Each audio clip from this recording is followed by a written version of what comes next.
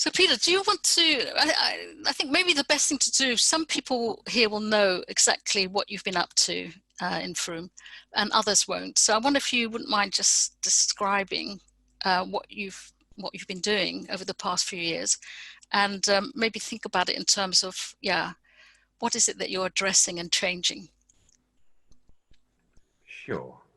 So the reason why I'm here and why Indra invited me is because about 10 years ago in Frome, which is a market town in Somerset, over towards Bristol and Bath, a group of us got together to take over the town council in a way that was a little bit different. And the background to that was that none of us had been involved in local politics before, and all of us felt that things could be done much better. And we'd also seen austerity coming, or some of us had. So austerity was just beginning. Hard to remember now that we found that actually there is a lot of money down the back of the sofa, but at the time we were fooled into believing that there was no money down the back of the sofa, and that actually we needed to do austerity. So we knew that austerity was coming. We had a lot of party political shenanigans in our town, which basically meant that a lot of time was wasted with people just arguing with each other and not doing anything. And also that nice man, Mr. Cameron, had said that he was going to introduce localism and that there would be a lot more power at our level. So we saw an opportunity to get involved, but we didn't really know what we were doing, and we certainly never set out very initially to take over running the town council. Town councils, for those of you who don't know, only have to have allotments and one meeting a year. But the potential for them to do much more is huge, particularly actually under localism. They can pass a bit of legislation which allows them to do anything which is legal. So we saw an opportunity to do stuff. And we stood, and 10 of us got elected out of 17 councillors. So we had a majority from the very start. This is in 2011. And then we tore up a lot of the rules and did things fairly differently. And the two pillars to that was, we said, this is how we as a group will work. We as a group will work with an ethos, with a set of values about how we will behave together as a group. And secondly, we will work with participatory democracy rather than representative, so that we would be constantly working with the people and looking for the wisdom that was in the town and trying to create relationships with people in the town, so that this wasn't about 17 people running Frome. It was about, in effect, 17 people facilitating different groups and individuals within the town to do good stuff. So we did that for 4 years, and then there was another election, and then 17 independents got elected, and I was one of them again. So all 17 got elected the second time. And then I didn't stand again in the May last year. In fact, none of the original people stood again, which in itself is a bit of a precedent, because many councillors at this level stand for decades, literally. But we were very keen that there was a movement. There was a movement of people. So none of us stood again, and another 17 independents stood. And so Frome is still run in this same way. And so that's the background to why you invited me to talk, or to be here really, and be in this conversation. Because this was an attempt to do something differently, which was very much about trying to properly engage with and involve everybody within a community. You're muted, Indra. Sorry, when you talk about it, it sounds so obvious and also so easy. You know, why didn't we just take over the council? But, you know, having spent myself, you know, decades really as part of the old politics, I know that can't have been an easy thing to do, or, you know, perhaps especially not in the mindset of people. You know, so I mean, what do you think was really, you know, the big change that you made, other than just get yourselves organized? You know, what did people think the council was? I don't think most people did think what the council was. That's not a very good sentence, is it? But I think most people, including me, had never really thought about what a council was or might do, or even that they had one particularly. And so by making it more interesting, in the election stage, in that initial election stage, by making it much more fun, we engaged far more people. About 75% more people voted in that first election. So I think it was just, yeah, it was an opportunity for people to kind of go, actually, I do want to engage with this. I do want it to be fun. I keep saying fun, don't I? But these things don't have to be nearly as heavy and as hardcore as they seem. And for us, it was actually relatively easy. I mean, a lot of people, as I say, had been there for a very long time and were very complacent. More than 60% of elections at this level are not contested.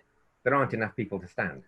You know, in the last elections, there were whole tranches of the country where there were no elections in a whole range of parishes that had to join together.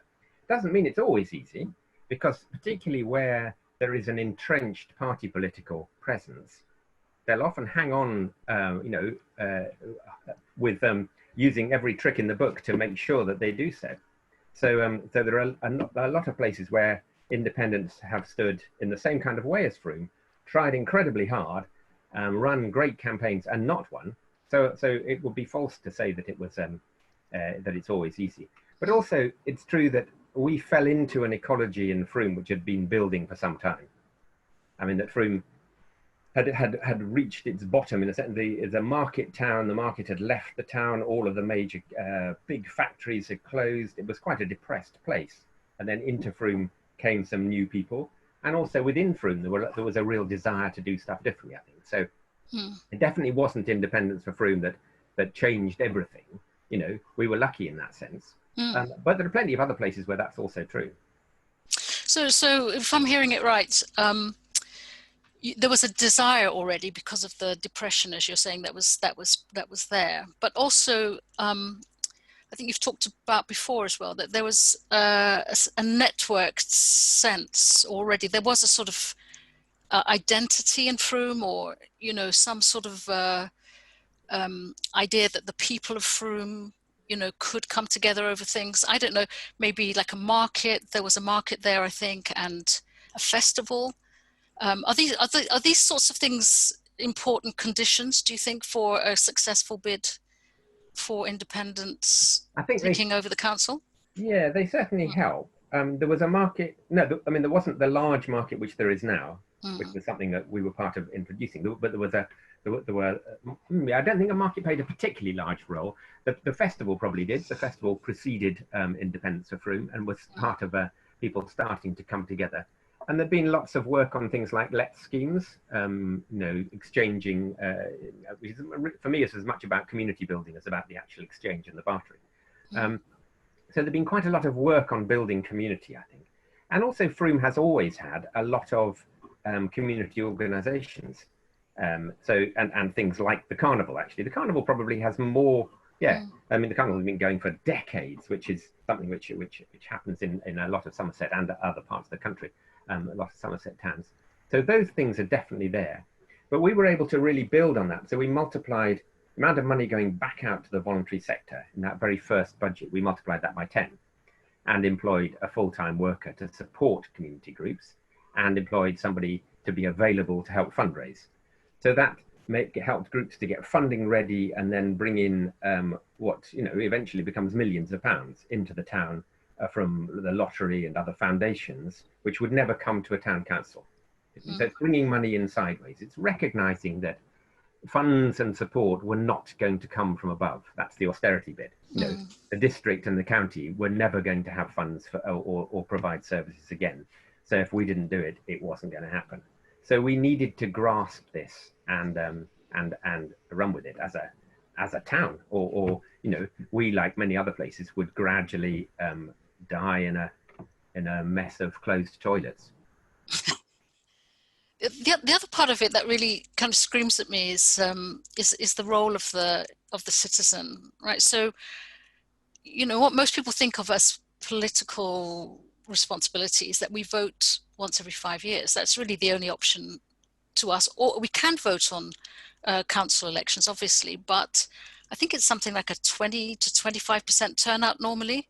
So people don't take advantage of that. So it's quite a shift, isn't it, from the old kind of politics where we only really had to think about it once every 5 years, and remembering that as a result of that kind of politics, only 2% of people are members of political parties. So we have this opportunity to vote and then to choose really between two main parties. So it's not much we have to do right now as citizens. And then to shift into this idea of politics, it sounds to me like quite a steep curve. You know, suddenly you're being invited to participate in something, you know, be active in it, maybe, you know, work on the local budget together with you.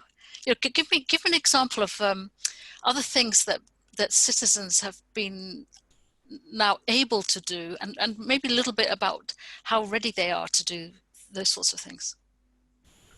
So my experience is that people are definitely both ready and willing and incredibly intelligent. I mean, that sounds condescending by saying it, which it wasn't meant to. What I mean is that when allowed to make decisions, people make good decisions, assuming that they've been informed. I mean, we've been through all this in the last 3 years. We kind of know that what happens if you don't give the right information. But given the right information, people do engage. So Froome's had thousands of people, literally more than 1,000 people, making a decision. I'm sorry to go on about toilets, but making a decision on what to do with the toilets in the park. Toilets are very important things. You know, it's kind of like these are the things that actually do affect people at this level. But to get 1,000 people to vote, to be involved in a process of deciding how to spend the money, and in that case, how to whether to raise taxes or not to pay for what they wanted. It's really important to do that, but the people really rise to that. I think that they actually, well, you know, we got and get large numbers of people coming to meetings. I suppose that's past tense now. We don't have meetings, isn't it?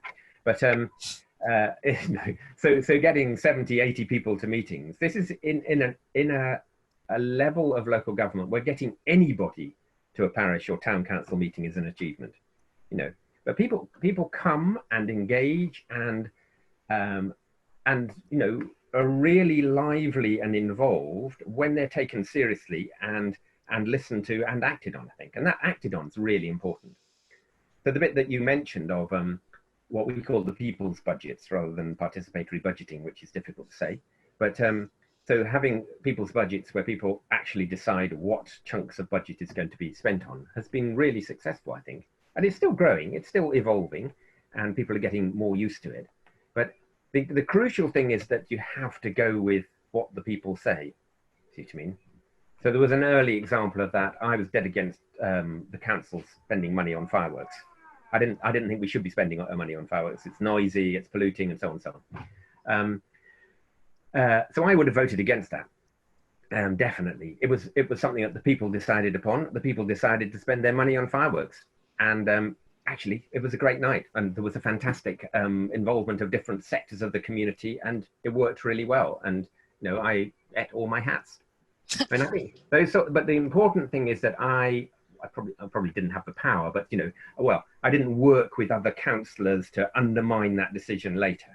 I think if you give it to the people, you've got to give it to them. And we let 10-year-olds vote because we found we could, and that's because these are decisions about what's going to go on in the park, what events are going to happen in the town. So those will impact upon the lives. It will be children who will enjoy those or not. So we need their opinions.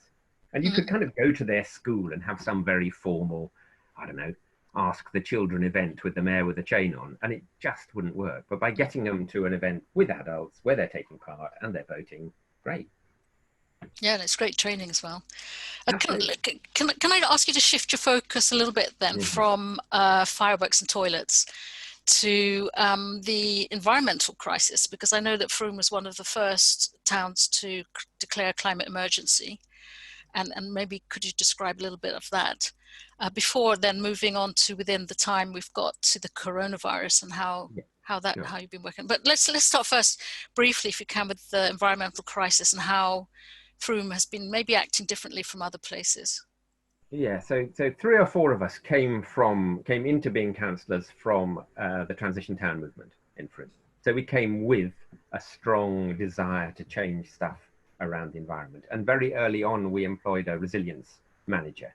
So somebody whose job it was to focus on projects and activities that would reduce the carbon impact in the town and help the town to be more, townspeople to be more prepared come climate change.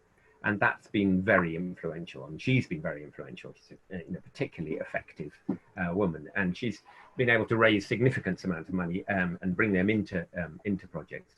And then I suppose it was just, I mean, so many of these things, if you don't label them as green, is part of it. I mean, Green Party, it's like, why would you not support stuff that's going to reduce pollution and allow you to deal with waste in better ways and share more stuff? And, all of these things, or so many of them, strike me as essentially common sense. A bit like what I was saying before about an ethos. It's common sense to work together rather than to spend your time stabbing each other in the back and fighting. But we have a model which we've tend to adopt, or many people adopt. So we started off with a very strong green environmental ethos, and then have maintained that, and then declared a climate emergency early. Actually, we had carbon targets before that, actually, as well as a town. We always felt that it's worth having aspirations, even if they're way, way beyond a parish council. So having zero carbon 2030 targets is still a good thing to do. Having an ethics policy, even if there are no others at a parish level, is a good thing to do. So we did a lot of stuff like that. And then coming to the whole of where we now are with Corona. Well, this is it's difficult to talk about without prefacing this, I think, with the fact that for many people this is an unmitigated disaster. There will be businesses all over the world now and in Frome for whom this is a disaster. Of course, there are lots of people for whom who have friends and family who are ill and or have died. This is a complete disaster for many people. So I feel slightly tricky talking about it as something from which there are benefits. But having had the conversation that we've just had, much of what I've wanted to see happen in Frome is happening. There are more joined up things going on and more connections between different people now than there were in many ways. There are fantastic acts of generosity and kindness and togetherness as a community, and some really great creative thinking that's going on. And Annabelle, who on my screen is beneath you, so to speak, knows more about this than I do in lots of ways, and can talk about it later, I'm sure. But it's so there are a lot of really, really good things happening, and many of them could be a precursor to a better democracy, I think, because people are suddenly, it's not so much that they're reclaiming politics, it's just that they're claiming politics. I mean, we've never had we've never had power, I don't think. We've never actually had democracy. I don't like conversations about democracy often, because they assume that we have had a situation in which we, as the people, have had democracy. We haven't. The Greeks did a great job, and there are lots of really interesting indigenous people models of democracy. But beyond that, we've never had it. Now there are people who are making decisions, involved with each other, together as small groups of people in their cul-de-sac, in their road, in their wherever they are, who suddenly are doing things. Now, I mean, maybe this is what we're going on to talk about, but it's like, and what happens next? How whether we can keep that. But yeah, I find some of that really exciting, and some of what's going on elsewhere in the world, and some of the testing of different models of ways of people making decisions. And us, look at us, we're from all over the world, sitting here with 2 pages of people, engaging with each other in what I would call politics. And I'd just like to tease out one more thing before we sort of hand it back to the more people, which is this, the question that always arises for me is that if you have a great council like yourself, people can organize, and then they can, try to engage with the council. But there's always limits, isn't there, to what a council can actually deliver. Is there also something arising now that we're seeing more and more of with the coronavirus, which is, people's networks, where they might have to think about getting to solutions themselves, you know, so that there's almost like a partnership between themselves and the council. Have you seen, you know, rather than everything funneling straight to the council, so here we have our needs and you're going to deliver them, isn't there also now showing up some sort of new it's kind of agency where people are having to deliver as well themselves and then working together in partnership with whatever the council can offer? Does that make sense? Absolutely. Yeah. Working in partnership or not. So certainly in Frome, there's a lot of stuff going on that's independent of the council. Yeah. So, I mean, and when you talk about delivery, my own particular engagement is with exactly that. It's with a group of people who've set up a group of, well, they started as the Three Musketeers, using bicycles to deliver pharmaceuticals from the pharmacy to people who are isolated. And that's got nothing to do, actually, we couldn't be bothered. We looked at all the systems of volunteering and all the rest and thought, I'm not filling in all those forms, let's just do it. So, and I think there's definitely a lot of that. And I mean, what we have, there are more volunteers than work in Frome at the moment, you know, to a large extent. I mean, I hope that's true in many other places. And I you know, we have been not at all significantly impacted upon in the way that others have done. So that's why that's occurred. But yeah, I think that's happening now. And as we descend, if that's the right word, into a recession, that's going to be even truer. You know, people will either have to find ways to work together, you know, and share, or they won't. I mean, it's going to, again, it'll be bringing out the best or the worst, and we'll see. But I mean, I like to think that places like Frome are going to be well equipped to do that. That sounds great. Well, thanks very much, Esther. That's a great introduction to this part of the system, Peter. So I'd like to invite first round of questions for Peter. And what's going to happen is if you look down at your bottom of your screen and you see the participants box, if you click on that and look to the right, you'll see that there's an opportunity to raise your hand. And Maria's going to spot who raises their hand first. And Maria, if you could unmute yourself as well, maybe tell us who's waiting to ask a question. So whoever would like to ask Peter a question, please do so. So Sanderson or Jones Sanderson? Sanderson Jones. Sanderson, you want to unmute yourself? Hi there, and by the way, I think in explaining how to turn off sharing participant screen, I thought I might have started sharing myself. And maybe we'll get to this at another stage.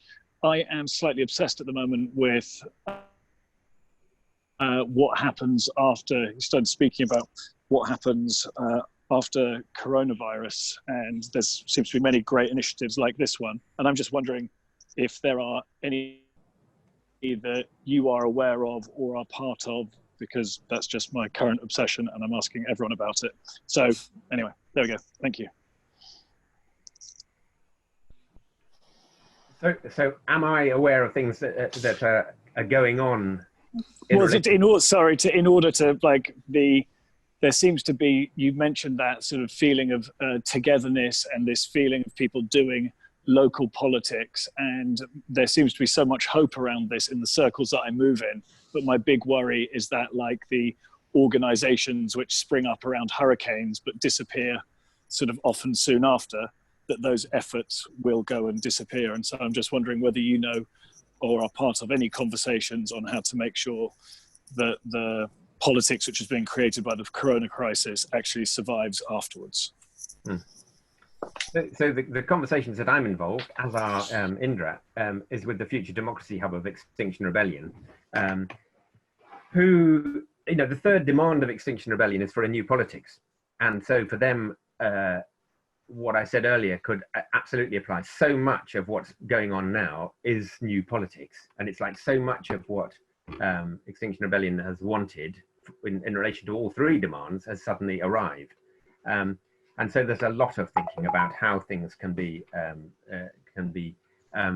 maintained and built on And in their case, also, there's an issue of what does one campaign on to try and ensure that things are retained. So, I mean, I would definitely engage with them if you could. The Future Democracy Hub meets all the time, and there's a Extinction Rebellion TV, which is actually not TV, but video. So there's a whole program of events every day going on. I mean, that's where I'm getting things. I don't have any particular things that I'd want to talk about now. I mean, again, I think we might come to them more in groups and shortly. Thank you very much. Pleasure. Cool. And then Paul Arnott. Hi there. I've got a terrible microphone, so if you can't hear me, please do say, and I'll give up. Can you hear me? Over. Yes. I can hear you. Over. All right. Thank you, Roger. I'm from a bit further south than Peter. We're in East Devon, and we're trying to do something similar to Frome, but at a town and a district level. So it's a sort of another unit of people up. So it's sort of, I don't know, 110,000 people, something like that. And we're putting together an alliance between independents, of which I'm one, but also to shore up the, I suppose, Extinction Rebellion side of things, Greens. These are all elected district councillors, by the way, and the Liberals. And I just wonder whether Peter would agree that the common foe in all of this at the moment tends to be Conservatives. And I say that because I'm guessing that would have been the case in Frome and the district. And I'm wondering if he'd agree that the problem at that level is that it's all about planning permission, a lot of money in that, and that leads the very well organised Conservatives to effectively infest the parish, town and district level, because that's the only way of controlling it. So my question is, how do you organise against that? How do you prevent a counter-revolution once you've done something like you've done in Frome, and maybe think about going up a level? How do we defend ourselves, against them coming back? So, as I think what I'm hearing is, how do you, if you're at a community level, how do you avoid being sort of squashed by the levels above?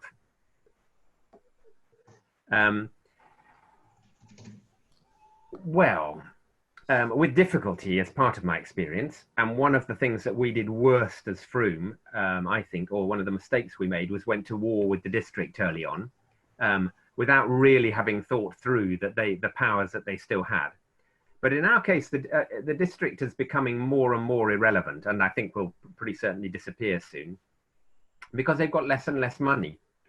And so more and more stuff is being done at these local levels. And you're close to a little microcosm of award-winning democracy with Buckfastleigh and Chudley and Dartmouth and that lot. So there are 5 towns there who've done something quite similar to Frome, and then now are working together.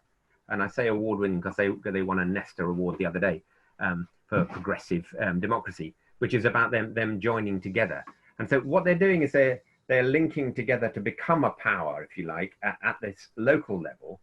And one of the most interesting things about this level is that you can still raise as much tax. You're not capped as a town and parish council. You can raise as much tax as you want. And so there's huge potential for this level to do more than it's already doing. So there is a risk, but I mean, I suppose that particularly planning is an issue, and that's why some people try and move up to the next level up to a district or a unitary level in order to control planning. But I also think there's an influence thing. If there's enough towns and parishes that are working well and properly functioning, that will have an influence at the higher levels. I don't know if that's helpful, but and do talk to Pam Pam and others. Pam is the now deputy mayor of Buckfastleigh, who's a fine woman and has been much involved in introducing others to the same sort of principles as I mentioned at the beginning of this.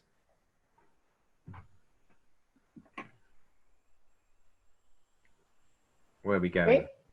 Then it's Sarah Holiday. Hey, it's actually George sitting next to Sarah.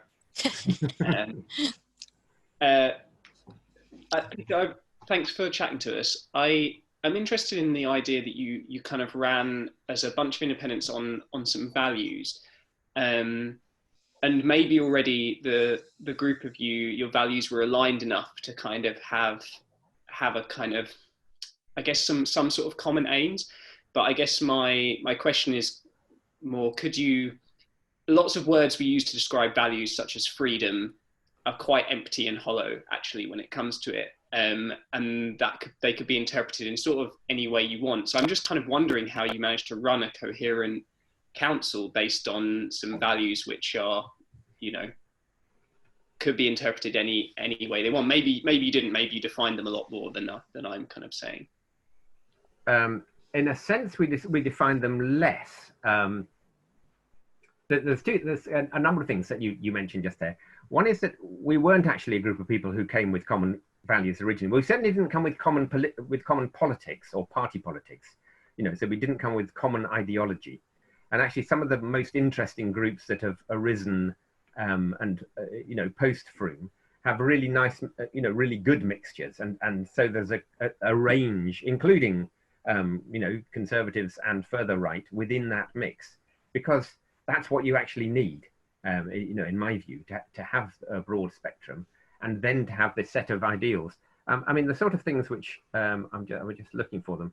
No, that's the wrong bit. We call them our ways of working, or sort of principles. A preparedness to be swayed by the arguments of others and admitting mistakes. That kind of thing. So they weren't.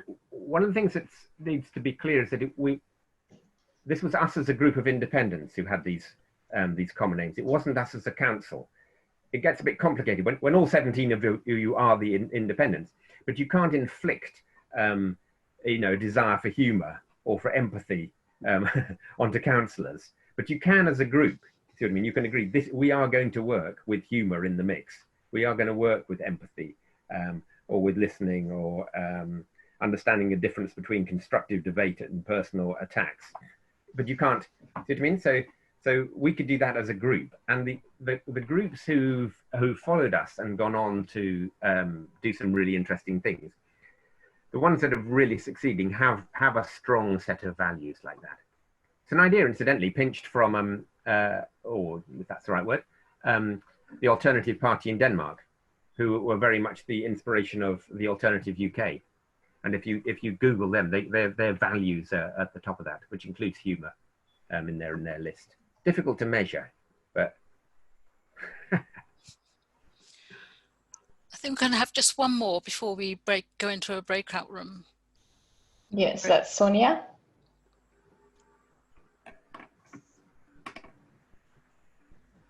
Hi, I'm coming from a context in France where, in the suburbs of Paris, where many local towns have very conservative town councils. And so I'm interested in your thoughts on whether going through town council politics is necessarily the right way to do it when there's no obvious opening or opportunity. There is actually in our town an opposition party, which isn't a party like party politics, but which is a sort of lefty party politics with more environmental views. They had 2 seats until now. So I'm just wondering kind of where is it best to put one's efforts? Is politics necessarily the way to go, or is it sometimes just best to give that up and go through other types of networks and approaches when the politics of one's area are so entrenched and possibly corrupt, and there are many other barriers that make it challenging. How interesting. Yeah, I think one should definitely be looking for different ways. And mayors in France have way more power, don't they, and can often be entrenched for many years. Nick Duffel, who again is on my screen, is immediately under you, also lives in France. And so I would have thought running something that's in parallel might well be the pragmatic answer, because it might be impossible.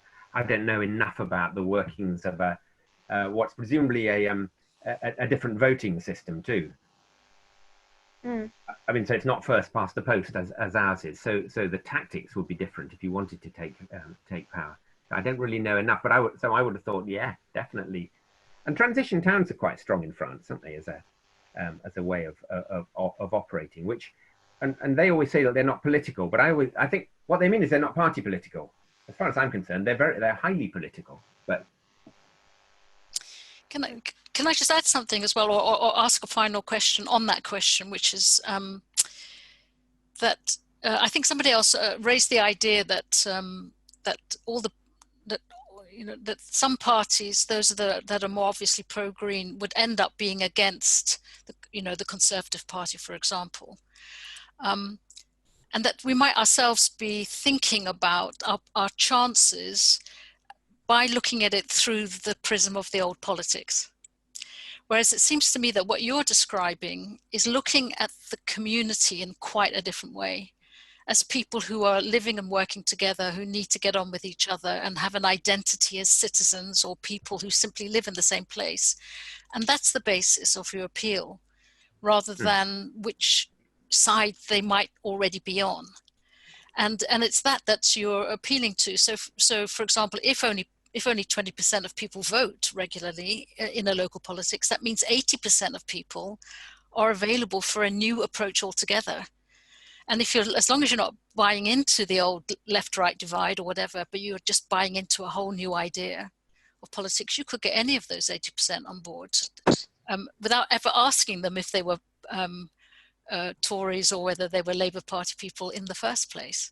Is that how it works, Peter? Yeah, no, absolutely. I think that's exactly how it works. And those labels are increasingly irrelevant to me. I mean, they've always been irrelevant to me, but that's even more obvious now as we flounder around in failing to deal with this issue, this being Corona. It's like, yeah. So it's exactly, it's that 80% one wants, or 98%. It's like we are the 98%. And I don't know why we've allowed ourselves to be subjugated to that tiny minority who are members of political parties. They define they put them, they define the menu, they put the meal on the table, and then we dutifully want to come up and choose it without going, actually, I don't want any of this. And maybe this will help us to become more bolshy. That's my desire. That's great. Can I make a very quick point? It seems to me the thing that defines what you've done, Peter, in Frome, is the move away from being aligned to parties, so that allegiance is to the people of Frome rather than to party politics, and that surely is the really distinctive feature. It is, yes, you're right. In many ways it is, but at this level, a lot of councils would say they're not party political anyway. So there's kind of two bits to it. I mean, they often are. People stand at town level and say they're standing as independents, and then they stand at the next level up as a whatever, as a Labour or Liberal, as a party level. So they, it depends what they're bringing with them. So it's slightly more nuanced than that, but absolutely, it's not it's doing what's right for the town, irrelevant of what manifesto that might connect to. So you might be doing and what party whip. I mean, the problem so often is that they whatever people want, they are still whipped from above. Correct. Yeah. So this is a good point, I think, in which to break out into rooms. In a way, I can't remember the exact words you said, Peter, but I think that feeling of, we want a whole new thing. This is almost like a moment where internally, it's a sensing that the whole thing's not working for us, and it's now beginning to impact upon us in a very personal way. What is the whole new thing? What I'd like to do now for the remaining sort of formal quarter of an hour, let's put it that way, is to hear from some of you, and you can I invite you to say anything that struck you in your conversation, or put a question to Peter, or a challenge to Peter, if you like. I'm sure he's up for it.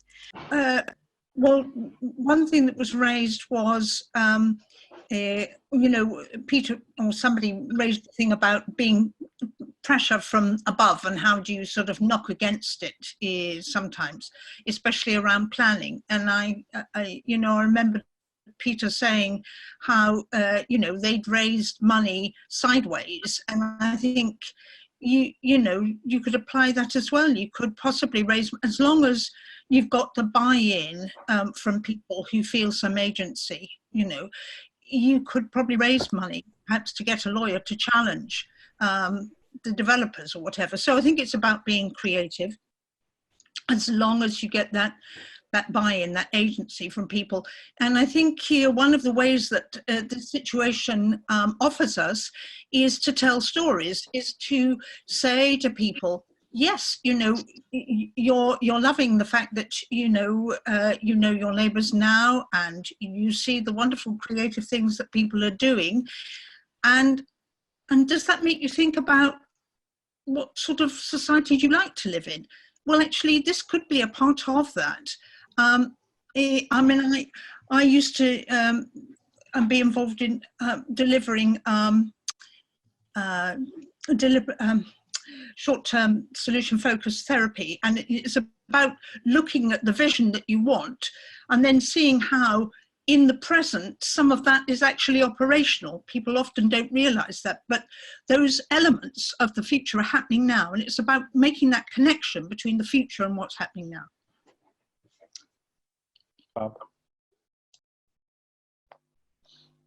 David? Yes, okay. So yeah, I think this is sort of a question for Indra, but you don't really have to answer. It's just something that I'm cogitating on, having participated in this event, and it's stimulated by the invitation around the elephant. And it's about paradigms. So I heard at one point someone talking about getting political, you know, taking over the local council, and with a completely new invitation to the sort of that 80% that don't participate, versus coming at it from trying to get a majority of party affiliated people to take over. And in what you're doing, I heard this sort of lovely effort to examine the elephant bit by bit, you know, and as we hold on to different pieces of it. But from the story, the parable, what shifts for everyone is the light coming into the room. And it's only then that everyone who's still holding on to their piece is unable to see the larger whole.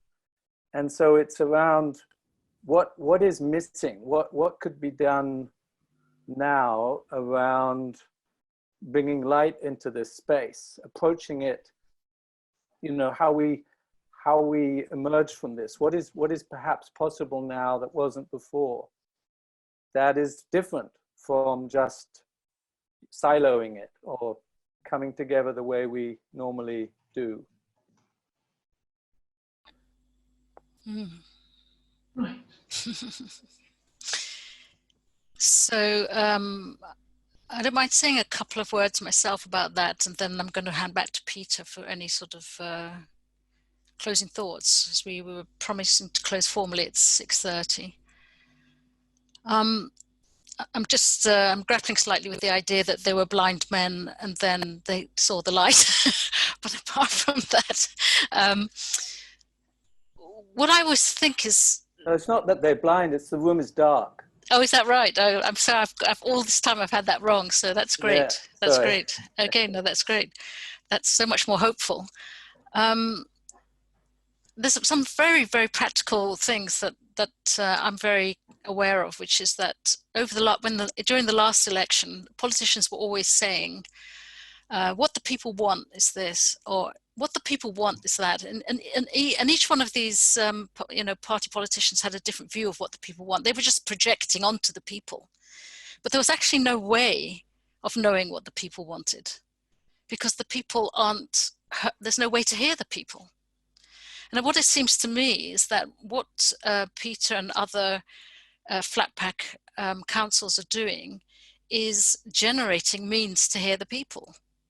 You know, they're in contact with them, they listen to them, and who knows, maybe sometime soon there'll be digital networks that would allow people to vote and to, you know, do things in a remote way as well as turning up at meetings. And we're building this kind of architecture to capture the will of the people, which we don't have right now, but we're sort of in the process of building it. And I think that the COVID mutual aid networks are playing an important role in that. They're actually digitizing, you know, the public in a very neutral way, not in a consumerist way. So what can we do with that in the future? You know, I think we're busy building that architecture, but I wouldn't want that architecture to be there without the sort of meaning making and trust building that's happening right now in Flatpack. So with that, I'm going to hand back to Peter. Maybe just a few closing remarks, Peter, from you about where you feel it could go from here. I've got a bit of A4 beside me with 1, 2, 3, 4, 5, 6 things I need to follow up now, which adds to a pile of, you know, things now. I just feel where it goes is these sorts of discussions, which who knows how far into lockdown and so on we are, but we need to keep having these conversations and the networking and following up with people where they are. Some of these are people I want to talk to afterwards from in this conversation. You know, or other thoughts that have occurred to me. So, I mean, this is definitely a fantastic, an extraordinary, or once in a lifetime opportunity to derail the juggernaut of all the things that are driving us towards the cliff. How the hell we stop that from happening, I don't know. But I think we have to keep having these conversations in this kind of a way. And it's just fascinating who's here and in this room. You know, virtually none of whom I've seen before. That's not, you know, with 3 or 4 exceptions, which is great, because it's sort of like moving outside of the bubbles in which I normally operate. So thank you for organising it and making it happen. And it's brilliant that this is the start of a series, which hopefully will grow and grow in further conversations. Great. That's a great finish. And thank you very much.